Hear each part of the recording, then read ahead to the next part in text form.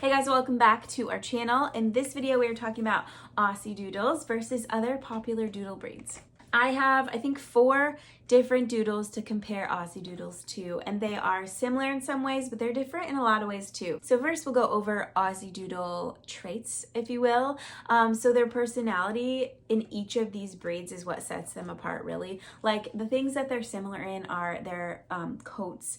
Like could either have really curly, wavy, or straight coats, and that just depends on the breeder, the genetics, how they're bred, what dogs they're bred with, if they're F1, F1B, F1BB, it just all depends on that. And so they can all have that in common. So that affects your grooming and how you're gonna keep them. The other thing that will be similar, just because a lot of these doodles are mostly poodles, and so all of their health issues, a lot of their health issues will be similar.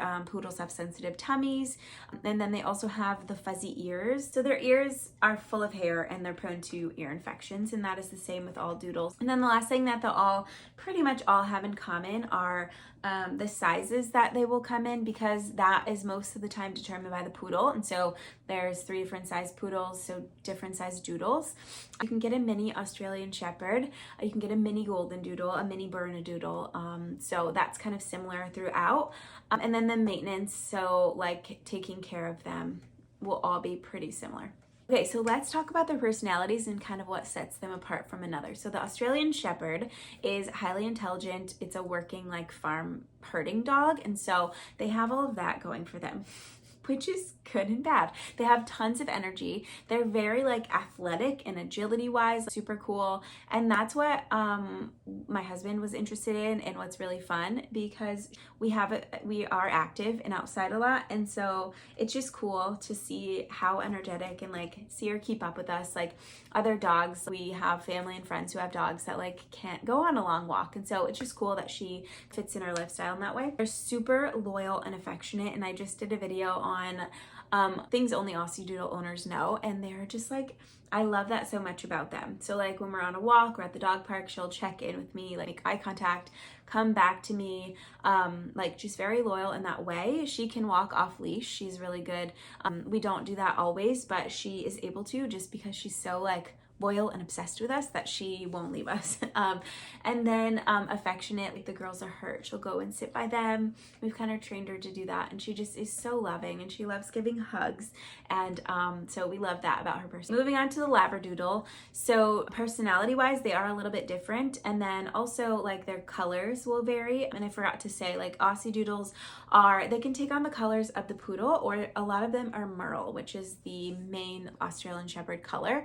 And that's kind of like a spotted, speckled, like multicolor. Frankie looks like her dad, and he was the poodle, and he was a tan or apricot and white standard poodle. So Labradoodles can be all of the colors of labs, or take on the color of the poodle. So a lot of different color variations. And labs are like hunting, working, busy dogs too, super energy. So kind of similar in that way, actually. If I had to pick like one of these being the most similar to an Aussiedoodle, it would be the Labradoodle, because they have a lot of the same traits. Affectionate, loyal, maybe not as like agile in that way as an Australian Shepherd, but Labradoodles are very similar to Australian Shepherd. The Goldendoodle is next, and I think we all know the personality of a golden. They're just like so affectionate and funny and loyal, and kind of just goofy, not as like sharp and like agile. They're more like clumsy actually, and so they're different in that way. But as far as being like a versatile family dog, they're great too. And all of these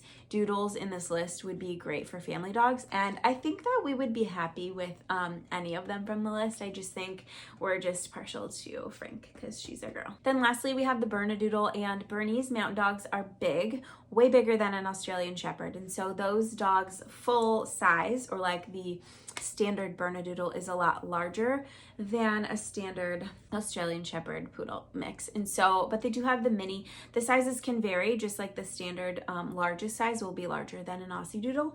So that's a big difference. And then also their personality, they are just like calm and gentle. And I've heard from so many people that the puppies, Bernedoodle puppies, are just so chill. And I'm like, I wish.